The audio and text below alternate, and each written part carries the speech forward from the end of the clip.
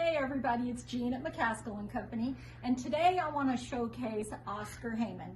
Now, I don't know if you know, but Oscar Heyman started out behind the scenes manufacturing for companies like Faberge and Cartier.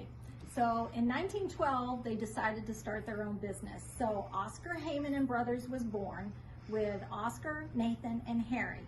And their quality has exceeded expectations ever since. So let me show you.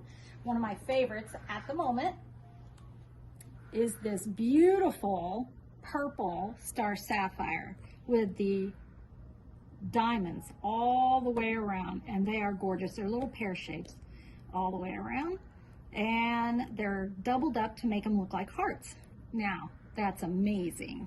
So there is also something else.